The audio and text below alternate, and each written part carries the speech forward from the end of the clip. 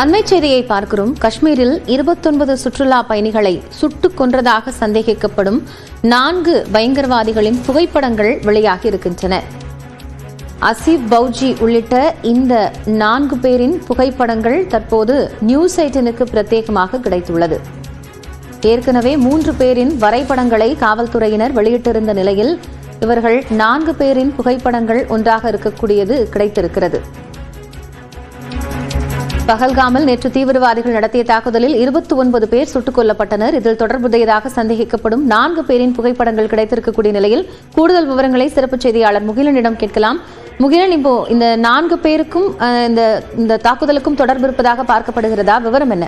காயத்ரி, கண்டிப்பாக தற்போது நியூஸ் 18 குழுமத்திற்கு இந்த புகைப்படங்கள் கிடைத்திருக்கிறது. அதாவது இதில் முக்கியமாக அசீஸ் ஃபவுஜி என்று சொல்லப்படுபவர், அதாவது நம்ம அந்த ரைட் சைட்ல லாஸ்ட்ல இருக்கக்கூடியவர் அதாவது அசீப் ஃபவுஜி. அந்த தீவிரவாதி தான் இந்த அதாவது பல்காம் தீவிரவாத தாக்குதலில் ஈடுபட்டிருப்பதாக தற்போது முதல்கட்ட தகவல் வெளியாகிருக்கிறது. அவருடைய புகைப்படமும் தற்போது வெளியாகிருக்கிறது. மிக முக்கியமாக இந்த தீவிரவாதிகள் சுமார் ஒரு மாத காலமாக இந்த தாக்குதல் நடத்துவதற்கான திட்டங்களை தீட்டி வந்திருப்பதாக தகவல் வெளியாகிருக்கிறது.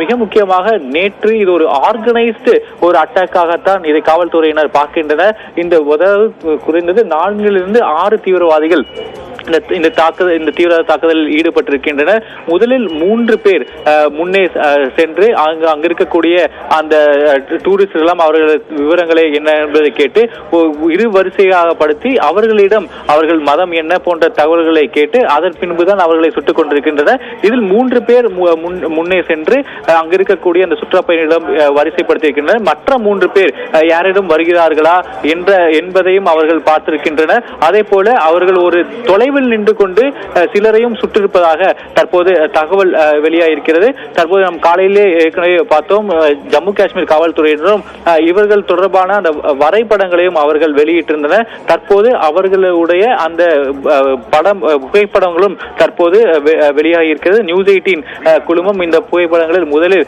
தற்போது கொண்டு வந்திருக்கிறது.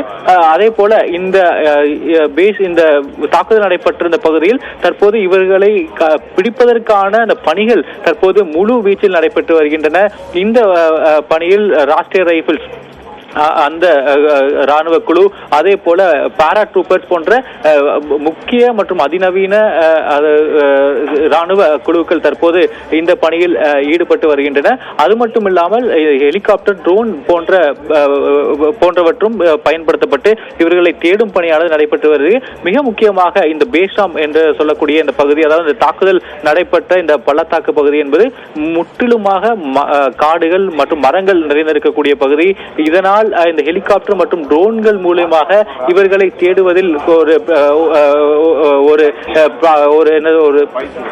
தொய்வு இருப்பதாகவே ராணுவத்தினர் கருதுகின்றனர். இதனால் இந்த ராணுவ படையினர் ஏராளமானோர் அங்கு குவிக்கப்பட்டு அவர்கள் அந்த பகுதிகளில் தற்போது நடந்து சென்று அவர்கள் அந்த முழு பகுதியுமே தற்போது அவர்கள் கண்காணிக்கின்றனர். அவர்களை தேடும் பணியிலும் தற்போது ஈடுபட்டு வரக்கூடிய அந்த தகவலும் தற்போது நமக்கு கிடைத்திருக்கிறது காயத்ரி.